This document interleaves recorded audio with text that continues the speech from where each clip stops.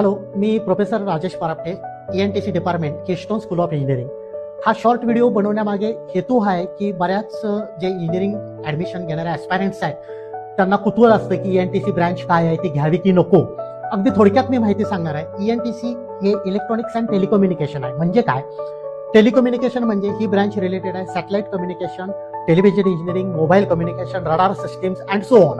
म्हणजे जिथं जिथं कम्युनिकेशन आहे युझिंग इलेक्ट्रॉनिक्स, तिथं इलेक्ट्रॉनिक्स टेलिकम्युनिकेशन ऍप्लिकेबल आहे। बऱ्याच जणांचा हा गैरसमज आहे की ही फक्त हार्डवेअर रिलेटेड ब्रँच आहे, पण सिलेबस खूपदा चेंज झालेला आहे। ह्याचा रिसेंट सिलेबस प्रमाणे दिस इज म्हणजे ही जी ब्रँच आहे हे कॉम्बिनेशन आहे सॉफ्टवेअर आणि हार्डवेअर।